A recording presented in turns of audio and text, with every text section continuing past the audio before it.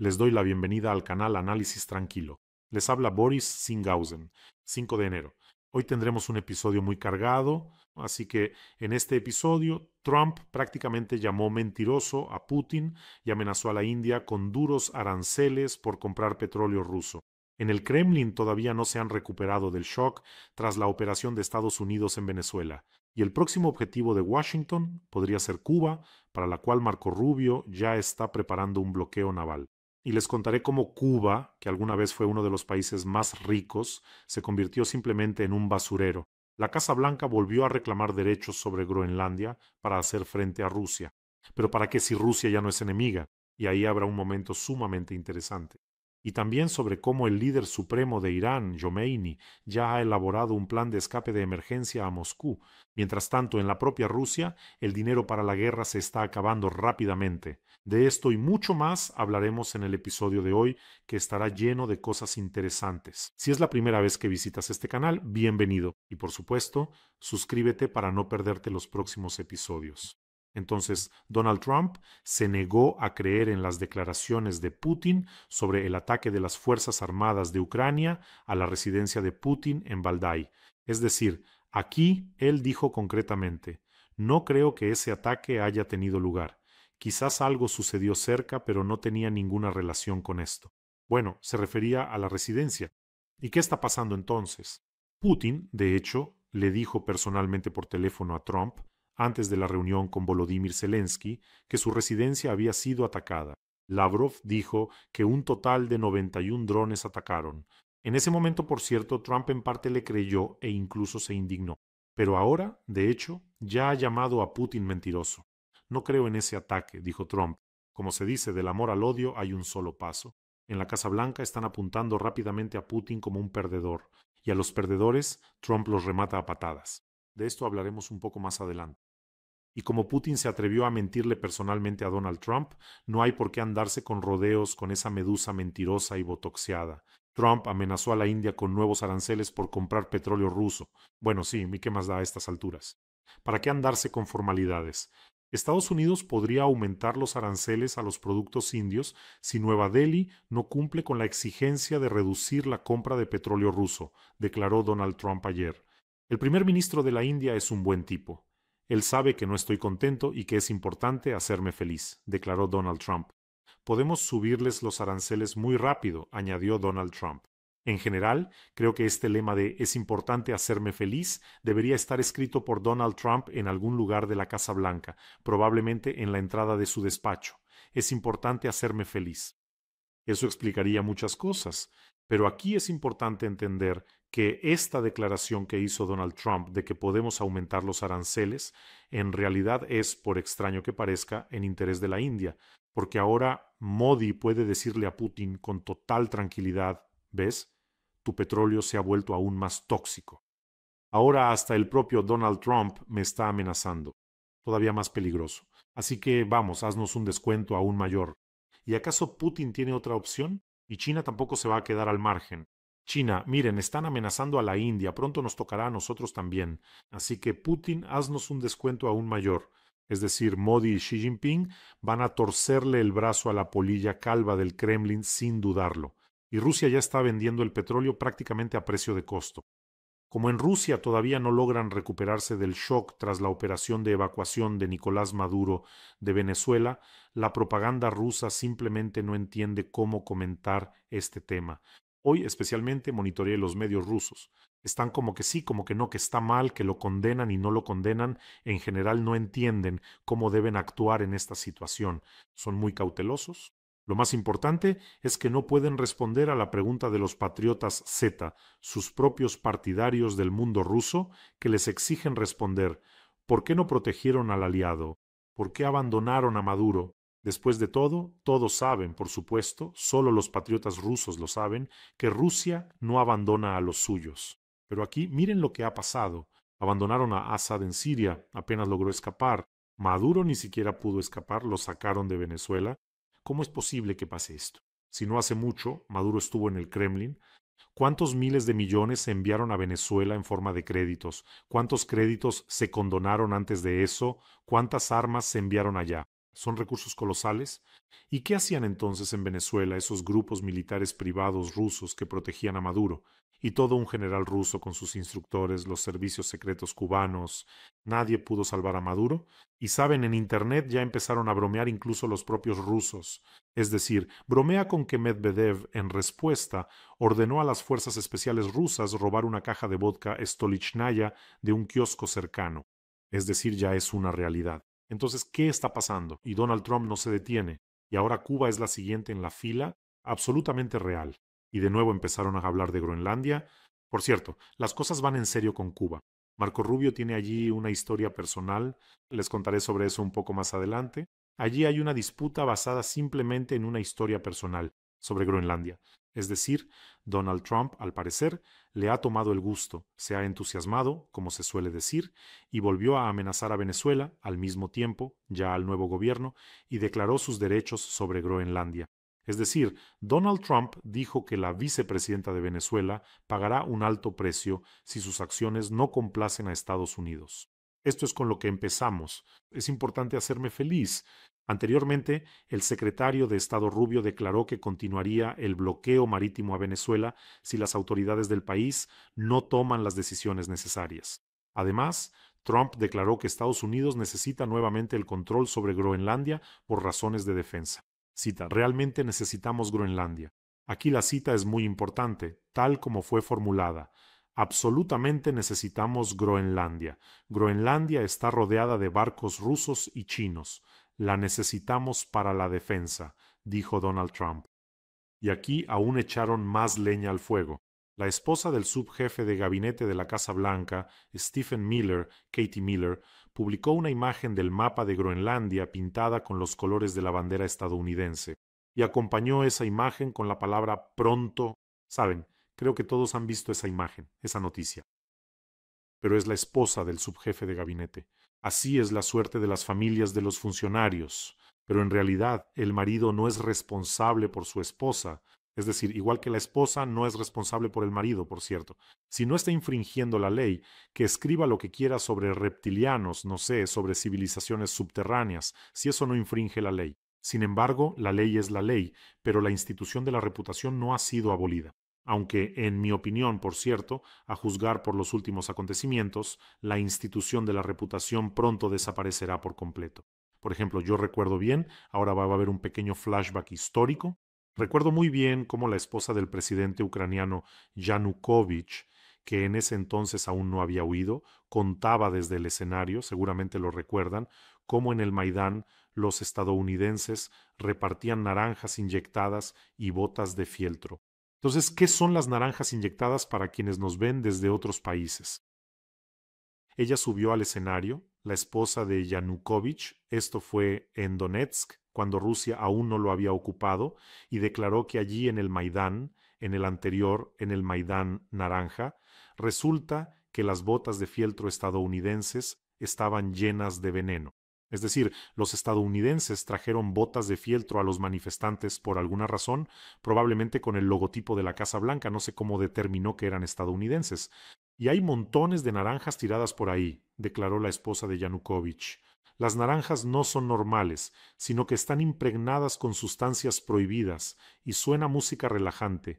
Cada persona que come una de esas naranjas, sus ojos se vuelven vidriosos y prácticamente se convierte en un zombi. ¡Qué locura! Bueno, creo que eso es inolvidable. Bueno, aquí también suceden diferentes cosas. En general, de vez en cuando, las esposas y esposos, los hijos de diplomáticos y funcionarios hacen diferentes declaraciones. Pueden parecer extrañas, pero eso pasa.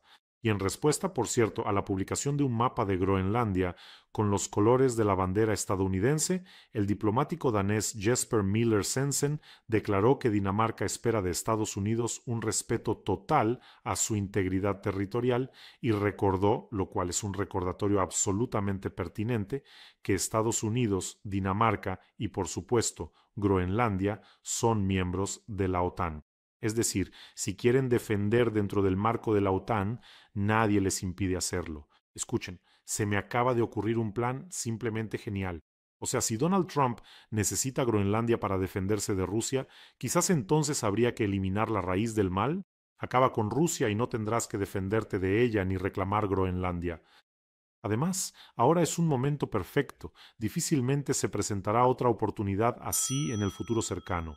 Es decir, se puede acabar tranquilamente con la Federación Rusa usando las manos de Ucrania. ¿Quieres defenderte de ella? Pues adelante. Y claro, Trump necesita Groenlandia por varias razones a la vez. La defensa contra Rusia, bueno, probablemente ni siquiera sea la más importante. Groenlandia es la llave del Atlántico. Es decir, el tramo del Océano Atlántico entre Groenlandia, Islandia y el Reino Unido se llama la barrera Feroe-Islandia. Esta es la principal línea de defensa en el mar en caso de una invasión militar de Rusia, si Rusia decide librar una guerra naval contra Europa. Es decir, es como un cuello de botella estrecho por el que los submarinos rusos de la flota del norte intentan salir al Océano Atlántico, para así poder amenazar, entre otras cosas, por cierto, también a la costa este de Estados Unidos. Miren esto. Pero siguiendo esa lógica, también se podría reclamar Islandia. La lógica de Donald Trump es muy simple y directa. Si Estados Unidos controla completamente Groenlandia, encierran a la flota rusa en los hielos. Ningún submarino podrá pasar desapercibido. En general, pero me parece que ya lo he contado, los intereses personales de Donald Trump no se limitan a la defensa. Es decir, conseguir Groenlandia para Estados Unidos le permitiría entrar en la historia junto al presidente Andrew Johnson y Thomas Jefferson, quienes compraron Alaska y Luisiana para Estados Unidos. Estados Unidos no ha adquirido nuevos territorios desde 1947. Entonces, bajo Harry Truman, Estados Unidos obtuvo pequeñas islas en el Océano Pacífico. Esto fue después de la derrota de Japón en la Segunda Guerra Mundial. Pero entrar así, decir esto lo hice yo, esto lo traje yo, eso me parece que es el objetivo principal, entrar en la historia de manera monumental, porque uno puede defenderse también dentro del marco de la Alianza del Atlántico Norte. El diplomático danés lo señaló correctamente, pero esto también es un precedente muy peligroso. Lo necesito para la defensa. Es decir, el argumento de Groenlandia está rodeada de enemigos, por eso la necesitamos, es un camino muy resbaladizo. Es decir, si seguimos esta lógica, entonces Estados Unidos también podría decir, ahora necesitamos Islandia, que está justo en el medio, bloquea el paso y desde allí se pueden controlar los submarinos rusos en ambas direcciones. Parte de Canadá, me refiero al archipiélago ártico canadiense, también habría que tomarlo según esta lógica. O según esta lógica, también se podrían tomar las Filipinas para contener a China. ¿Lo ve? Esto recuerda dolorosamente a la retórica de Putin. Necesitamos Ucrania para que la OTAN no se acerque a nuestras fronteras. Siguiendo esta lógica, Putin también podría decir, quiten sus países de la OTAN de mis fronteras o los tomaré. Bueno, así llegamos a una de las conclusiones más importantes, que el derecho internacional cada vez cede más ante el derecho de la fuerza o el derecho del más fuerte. Es decir, quiero y lo hago porque puedo, y bajo esta lógica actúa Donald Trump. Para él, Putin ahora es un perdedor, especialmente después de la operación en Venezuela. Es decir, como diciendo, mira lo que yo puedo hacer, Putin, y tú llevas años guerreando en Ucrania, tu desembarco en Gostomel fracasó, los destruyeron allí. Llevas 4 años luchando en Ucrania después de la invasión a gran escala.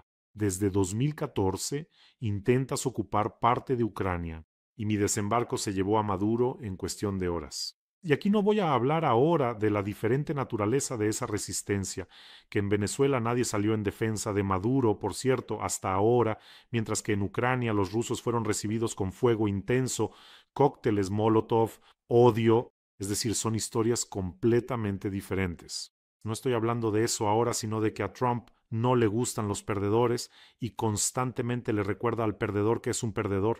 No en vano llamó a Putin un tigre de papel. Eso fue una ofensa personal, y él entiende perfectamente lo que significa una ofensa personal para Putin. Lo insultó ante todo el mundo, y Putin nunca respondió a esa ofensa. Aunque Putin podría haber respondido regularmente en el estilo de lo que dices de mí lo aplicas a ti mismo, insúltame todo el año, igual eres un hipopótamo, insúltame todo el siglo, igual yo soy una persona. Es decir, el humor rudo de Putin solo le permite responder de esa manera. En el mundo en el que Donald Trump afiló sus dientes, creció y se dejó crecer las garras, en ese mundo de negocios astuto, despiadado y sin principios, para los que caen no existe la regla de no golpear al que está en el suelo. Es decir, si caes ahí, no solo te golpean estando en el suelo, sino que te rematan a patadas. Eso es precisamente lo que ahora puede hacer Donald Trump. ¿Ven cómo ya no se anda con rodeos con Putin? Sí, simplemente está mintiendo. Sí, ahora mismo también voy a presionar a la India. Es un tigre de papel, ¿entienden? Y justo aquí haremos una pequeña pausa, en la que les recordaré que en cada episodio tenemos una importante colecta para nuestros héroes, nuestros defensores de las Fuerzas Armadas de Ucrania, y en este episodio estamos recaudando fondos para 2 hexacópteros Vampiro.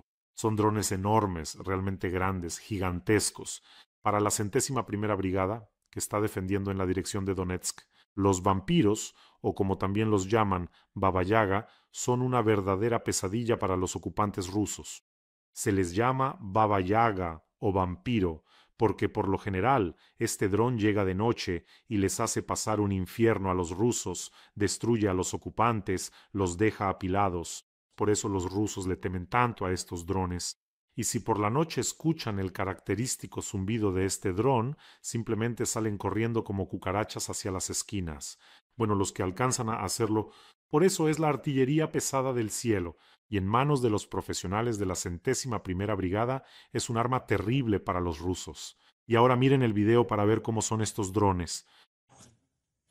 Ми, бійці 101-ї окремої бригади охорони Генерального штабу, звертаємось до Бориса Тізенгаузена та його аудиторії. Воїни нашої бригади щодня виконують складні бойові завдання на Донецькому та Харківському напрямку. Просимо вашої підтримки у зборі на дрони «Вампір», антени та батареї для наших бойових підрозділів на лінії бойового зіткнення, що дозволить з вашою допомогою продовжити нищити ворога. Слава Україні!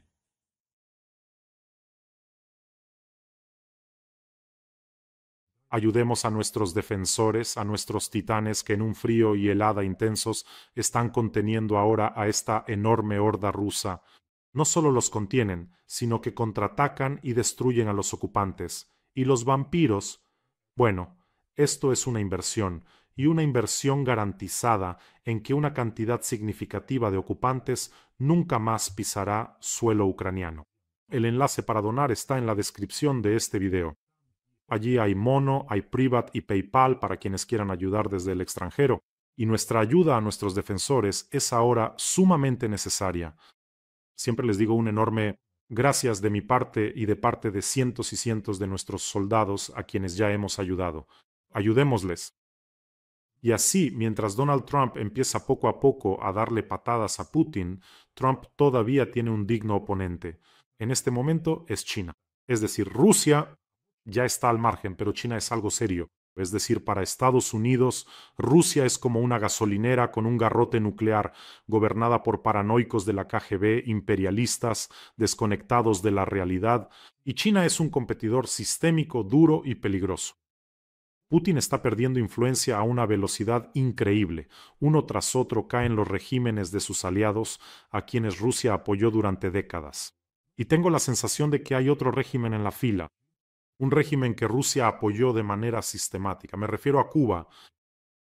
El presidente de Cuba, Miguel Díaz-Canel Bermúdez, declaró que los cubanos están listos para luchar por Venezuela. Ahora veamos, es interesante, los venezolanos no están dispuestos a luchar por Maduro. ¿Y ves cómo manipulan para Venezuela?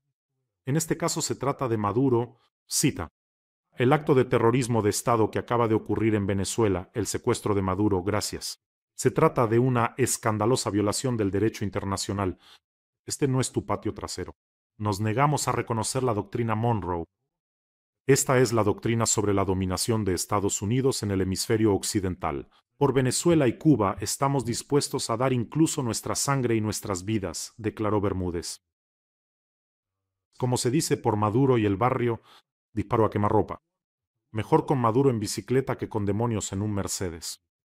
Pero lo único que olvidó el presidente Bermúdez antes de pronunciar este discurso sobre que los cubanos están dispuestos a dar su vida por Maduro fue preguntarles a los propios cubanos. Y los cubanos definitivamente no están dispuestos. Y es porque, tras muchos años de tan maravilloso gobierno, Cuba se ha convertido, simple y llanamente, en un basurero en vez de un país próspero. Aquí, más bien, la cúpula de Cuba está dispuesta a dar la vida por el petróleo venezolano, pero no la suya, sino la de los cubanos, si es necesario. Así sería más correcto formularlo. A Cuba la mencionan como uno de los próximos objetivos más probables de Estados Unidos, si logran someter con éxito a Venezuela. Es decir, Cuba tiene antiguos lazos con el movimiento chavista que gobierna Venezuela. La Habana les ha estado brindando ayuda desde hace tiempo, incluso en el ámbito militar y a nivel de servicios de inteligencia.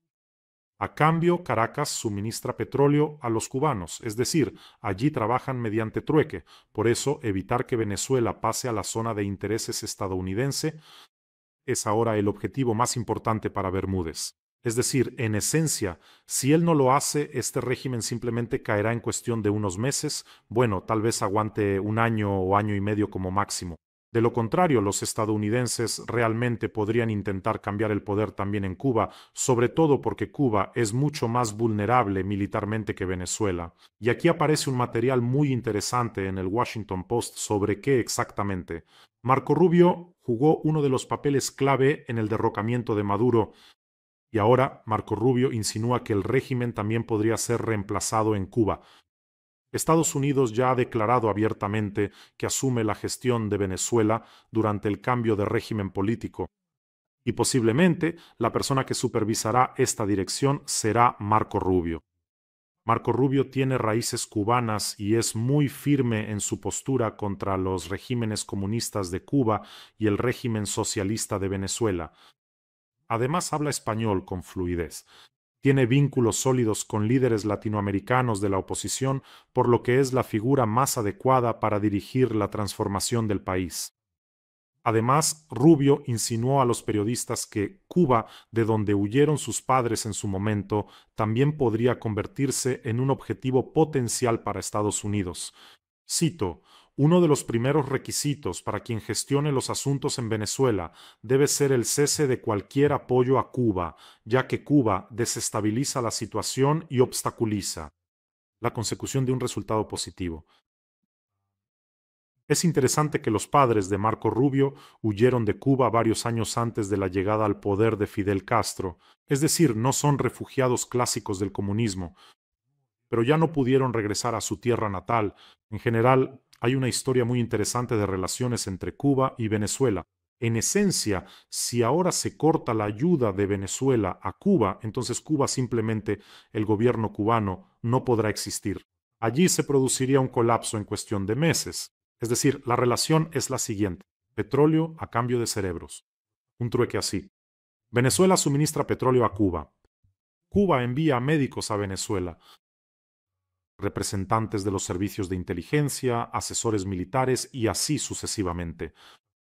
Me llamó la atención de dónde saca Cuba, siendo un país relativamente pequeño, tantos médicos, y cómo los envía a todos los países que puede.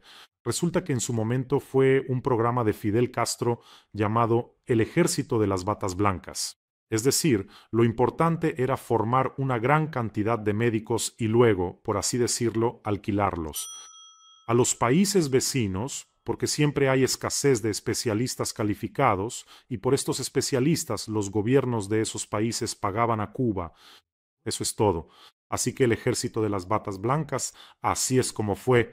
Además, por supuesto, los asesores militares y los servicios de inteligencia, que ya son un legado soviético, también están en Venezuela. Son muchísimos, están integrados y, entre otras cosas, ayudaban a Maduro a asegurarse de que el ánimo en el ejército fuera el correcto. La economía de Cuba hoy en día es simplemente un agujero negro. Probablemente están viviendo la peor crisis desde los años 90. El sector energético está en colapso, hay apagones constantes, la inflación es enorme y los salarios, para que se entienda, son de unos $30 al mes. Eso no alcanza absolutamente para nada. Es decir, los productos básicos se distribuyen por cartillas, el llamado libreto, pero la variedad es extremadamente limitada. En general, la gente pasa horas haciendo fila. Solo en el último año, cientos de miles de personas han abandonado Cuba, en su mayoría jóvenes, naturalmente. Una catástrofe demográfica está a la vuelta de la esquina. Por eso, cuando el presidente cubano dice que alguien derramará sangre por Maduro, está siendo muy hipócrita. Bueno, Cuba no sobrevivirá sin Venezuela. 200%. El asunto es que Cuba, sin el petróleo venezolano, se enfrentará a una paralización total del transporte y la industria. Suministros alternativos de petróleo. México, Rusia, Argelia. Dinero en efectivo, venga, pero La Habana no tiene ese dinero. Si ahora se impone un bloqueo, y ya todo está listo para ello, un bloqueo a Cuba al estilo de Venezuela, entonces se acabó, no habrá ningún petrolero, no habrá petróleo, no habrá nada. Si no llega de Venezuela, entonces no llegará de ningún lado. Y solo quiero recordar, igual que con Venezuela, en el programa anterior conté que Venezuela en su momento fue uno de los países más ricos, cuarto lugar en el mundo por nivel de PIB per cápita. Y Cuba era uno de los países ricos en América Latina hasta que los comunistas llegaron al poder en los años 50. La Habana era como el Las Vegas del Caribe, es decir, tecnologías modernas, hoteles lujosos, casinos, pero la riqueza no estaba distribuida de manera muy equitativa. En La Habana todo brillaba, resplandecía, había mucho dinero, casinos, pero en los pueblos la gente, por supuesto, vivía sin agua ni educación. Y en eso, por supuesto, se aprovecharon los comunistas. Llegaron al poder, como siempre, diciendo, le quitaremos todo a los ricos y se lo daremos a los pobres. Al final, todos se volvieron pobres, exactamente igual que Chávez en Venezuela. Después de la revolución, Castro expropió los negocios exactamente igual que Chávez. A las empresas estadounidenses se detuvieron las inversiones. Cuba adoptó el modelo soviético de economía planificada y, naturalmente, fue un completo desastre.